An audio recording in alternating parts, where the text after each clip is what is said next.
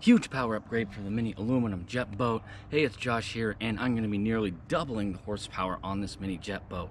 We're going to be swapping over from the single carb 750 to an 1100 triple Kawasaki. So we'll be going from 63 horsepower to 120 horsepower. So that should be pretty entertaining and interesting. Nothing on this jet boat goes easy though, and this is no different. So you're going to want to see what happens.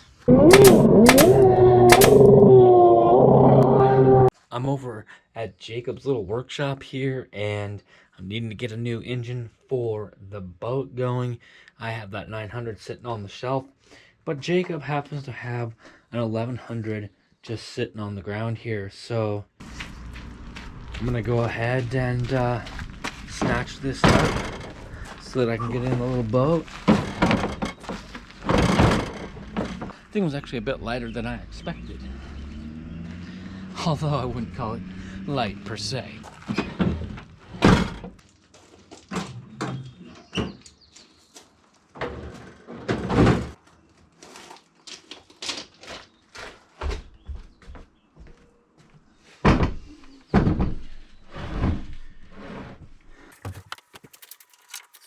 I've got two different sets of electronics here. One set's for the 900 that I have sitting on the shelf that has the seized bottom end, which that engine's going back to Jacob, and the other is for this 1100. Now basically they're similar. I believe the ignition timing on the 1100 is slightly more aggressive, but other than that they're extremely similar sets of electronics. So it's basically so I can have what I need to make it work in case there's an issue with something not working properly. Learning from past mistakes, I'm going to give this engine a little bit of a checkup before I start installing it into the boat. And first of all, make sure it turns. And I can turn it by hand, so that's fine. I need to get some reeds in it. It does not have reeds in it. I had this taped up, pulled it off because I'm gonna pull this intake off. You see, I'm gonna look in here, inspect for any pieces of things or debris or anything like that. Maybe just stick the vacuum on there just to be sure. This is set up with not having all the head nuts on it, and they're all this kind of weird style. It should probably have the acorn nuts on it. Let me see, like these. So I'll probably end up putting a full set of acorn nuts on it. This engine is going back to Jacob when I am through with it, although I believe I probably have as much time as I really want. Quite dirty inside the reed cage areas, and I found this little gem in the reed cage areas. Sort of looks like kind of like a piece of a piston ring maybe. I'm not sure. I'll take a good look at just everything on this before we run it. I probably should have already compression checked it, but I do need to get this cleaned out first. This engine does turn nice and free, so no worries there. Hopefully it doesn't turn too free, if you know what I mean.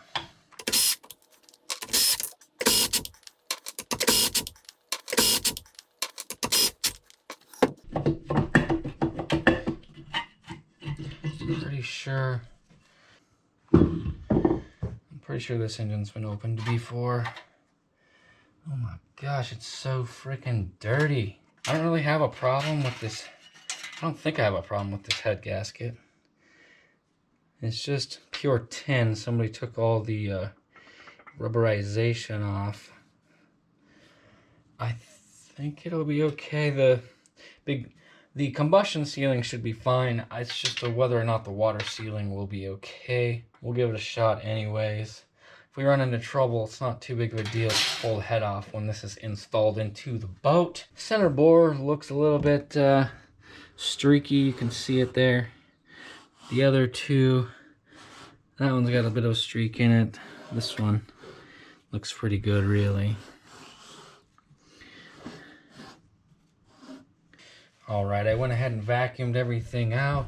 Didn't feel the need to film that, as the vacuum makes quite a noise on the camera. That's not pleasant at all for anybody to watch, especially not fun for me to edit. So I decided we don't need that. Trying to get everything cleaned up here. There's just a lot of little pieces of junk. Inspecting the cylinder head.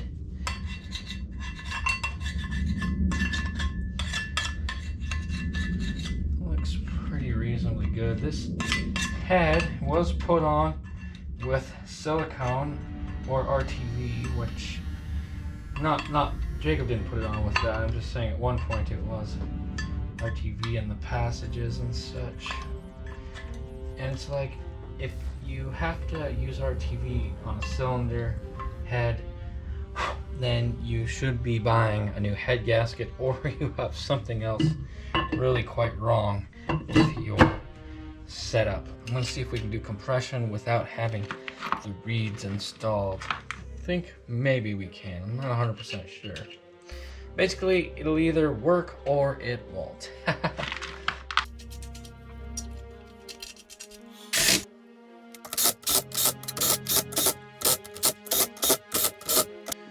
I'm gonna go ahead and torque these to my own personal spec.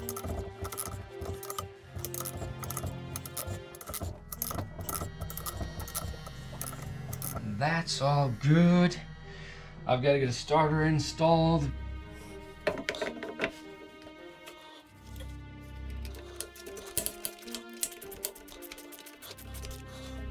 Here we go with some compression.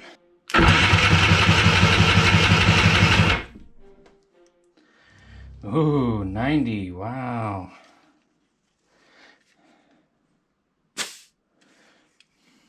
Well, that's not impressive at all.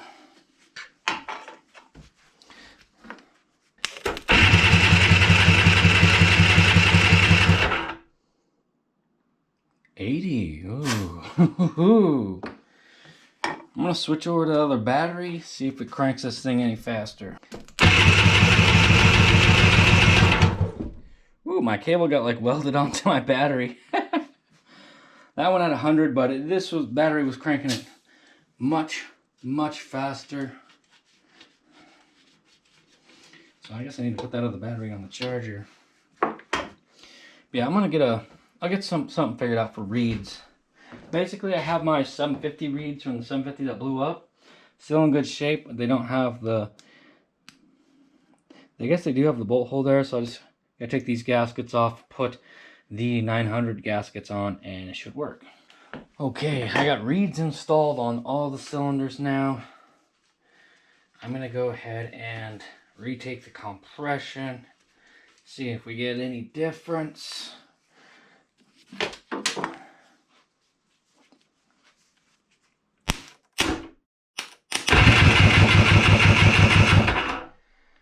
In the rear, looks like that's literally no different.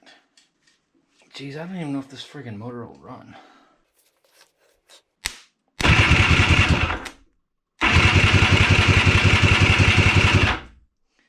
$80. I'm starting to think this is a lost cause.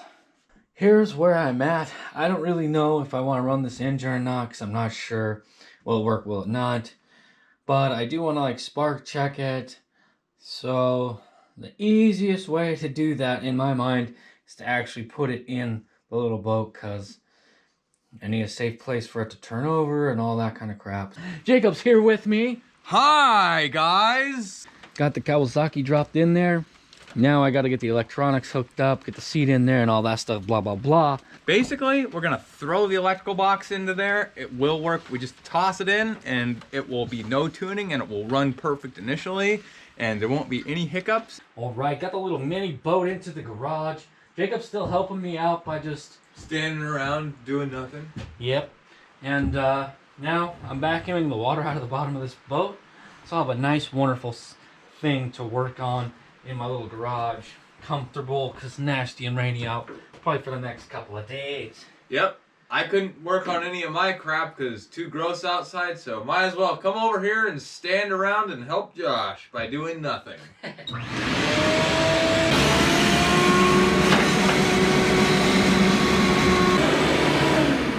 If you'll notice, there's a big piece of aluminum down here. And I had to cut this out to fit the 1100 to fit down in there. It was just extra stuff anyway. I have almost cut out some of this roll cage so many times. The X brace, oh man, I really want to cut that out so it'll be easier to, like, if you're standing in here working, you can lean over to here and actually get the stuff. I don't think the X brace is especially important.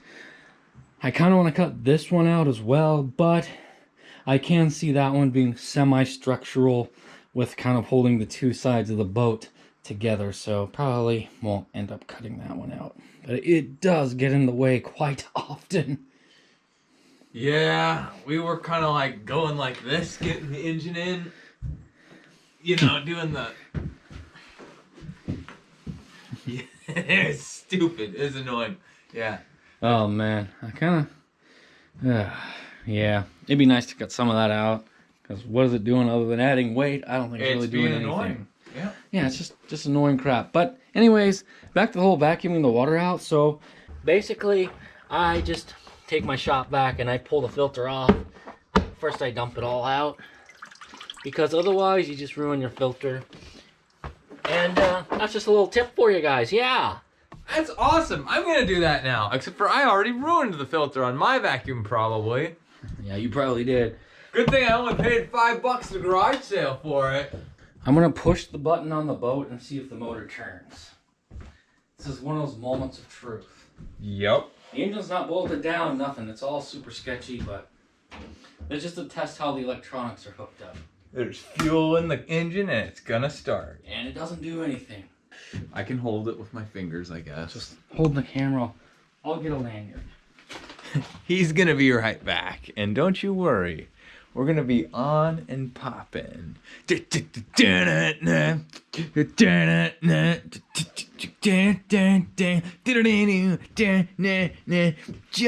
like marionettes.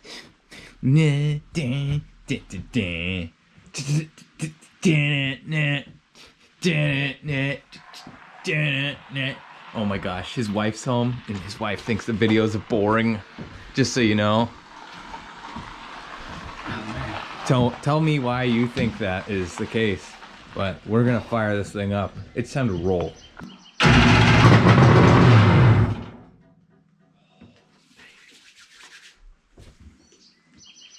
Come on. There's a little more juice. Yep, takes a little bit to get them carbs full from the bowl. From the factory. That is Look one at that. good-looking smoke cloud. Beautiful. Guys, I know there's probably a lot of cannabis enthusiasts out there, but this is the type of smoke you want in your car while you're driving. Oh, come on. I'm actually gonna stand back 3 feet. Come on, just a little.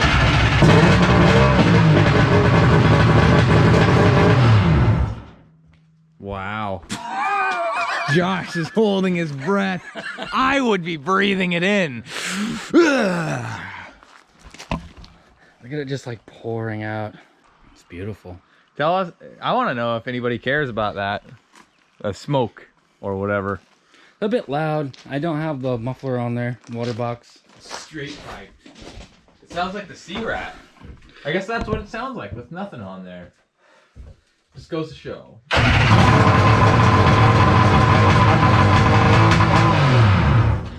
I can't do it, guys. It's too loud. It's too loud. Do you think the neighbors notice? Oh, they're all locked up inside. They love it. Playing what is it? Xbox. Yeah. It's a beautiful sight. I just slapped this 1100 in there. I was very skeptical that it was going to run with its really crappy compression numbers. And what do you know? Yeah, and meanwhile, some people are stuck inside playing tic-tac-toe and checkers. We're getting it done, despite the cold wind and rain. Oh, man. I think that the water box / muffler needs to go on before the next startup. I've got this thing a little bit more put together so I can run it on the hose. So we're going to go ahead and fire it off. and see what happens. Hopefully it works okay. Put some ketchup in here.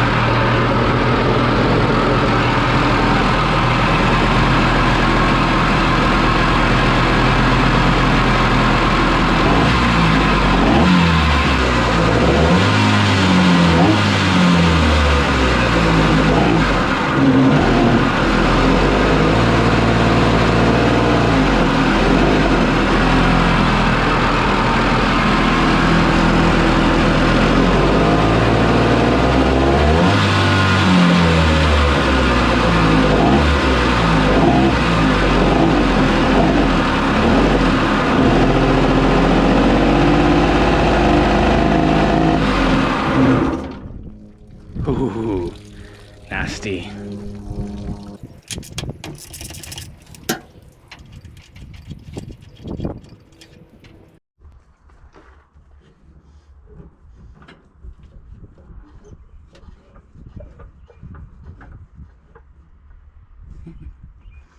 Oh man.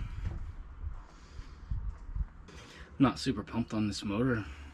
Mostly top end problems and exhaust problems. The crankshaft spins fine as far as that's concerned. I'm about to scrap this idea of even using this engine. I'm really debating on what to do with this particular engine. As you guys saw, it didn't run really that well at all. And basically, I sort of tried to clean all the nasty out of it. Had just nasty oily stuff coming out of all the cylinders. Maybe just some oil that was sitting in there. Pulled that part of the exhaust manifold off so I can get to the crack. It's like a hairline crack right under that mount, so I could potentially weld that up, and you know, we can continue in that regard. But this engine was always sketchy at best, and I've been on the fence about this engine the entire time. And it's not to say that I couldn't make this engine run perfectly with, you know, basically what it really needs is new top end, full gasket kit, and throw full carb rebuild kit in for good measure, and it should be running real nice. But I don't have those parts right here. This isn't my engine, and it's like, do I continue with this or not? This is not ultimately the engine that will end up being in here. I'm not planning on leaving a 1100 Kawasaki in it forever. This was just to try it out, see how it did with the 1100 Kawasaki. So if I stop now, you know, we probably won't see an 1100 Kawasaki running in here. So it's like, what direction do I really want to go? I suppose if I want to do a whole bunch of work, I could pull the 1100 out of the C-Rat and put it in here for a little bit. I suppose that is a legitimate option for me. But I'm not doing that as of yet. It's like, this motor kind of sucks anyway, so what am I doing with it? But at least I do know that these electronics do work, so I could kind of clean that up. But it's like, what's the point if I'm not going to use an 1100 in here anyways? So I don't know, just kind of at a crossroads deciding what to do. Be a lot easier to decide if this motor ran quite a bit better there when I was testing it. Obviously it had a bunch of like oil and gunk in the cylinders, which was, you know, probably holding it back. But then there's also the pretty crummy compression numbers that it has that's also holding this engine back. So I got a bit to think about, trying to decide what to do. All right, everybody, came over to Jacob's place. I had to use the aluminum welder to weld up that exhaust manifold. I was telling you guys about that before, but I got that welded up, and I was running it on the hose. You guys know I was kind of on the fence. I was wondering about this engine, but I've been running on the hose, and it seems like it'll probably be okay. I think it'll be enough to give it a shot out on the water at least.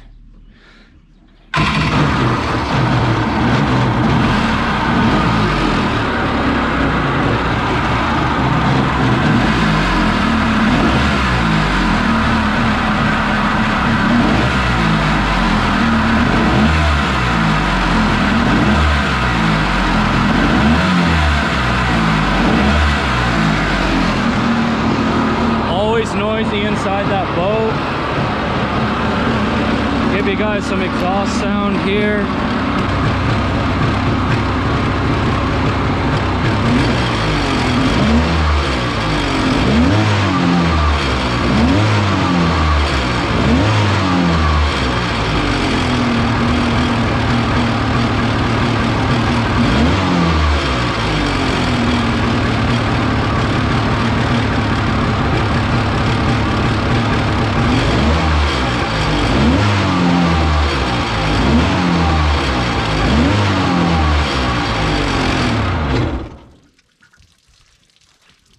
Anyways, it's still running.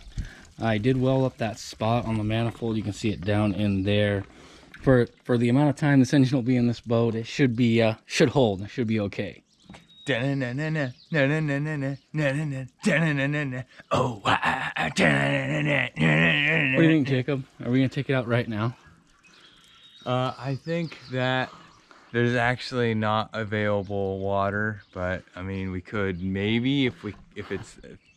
No, I don't think. I don't. Well, we can see water out there, but it's not like. It's not very much. Do it. I'm just kind of tidying things up in the engine bay, and the e-box is kind of, you might call it crooked, but I actually just bolted it down in the most convenient way for just everything to flow naturally. I took a bit of time just trying to tidy everything up. It was kind of weird because of how the wiring was. Just the way this e-box was wired up, because it's an 1100, it's a ZXi 1100 e-box, and it's wired up to bypass the like trim controller. There's some kind of weird controller that is really complicated to mess with, and you got to kind of bypass it. So it's got some kind of weird wiring that kind of doubles back on itself to bypass that. And I just want to show you guys it's all nice and tidied up. I'm pretty pumped about this. Can't wait to get it out on the water. I did get the seat put in, and it is about 2, maybe 3 inches more forward than it was before. I've already, sat in it to see if it was okay, and it turns out, it's fine. Also, I have got that big hole all sealed up.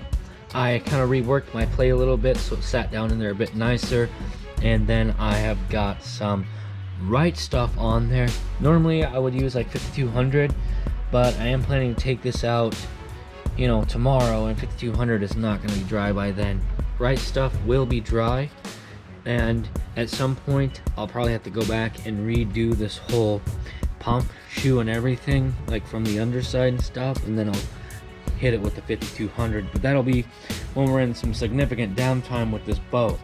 Right now, the goal is to get it out there on the water. So, well, yeah, it's ready to go. I just gotta get this thing out on the water. In the next mini jet boat video, we are gonna unleash the fury of the 1100 Kawasaki. So you're not gonna wanna miss that.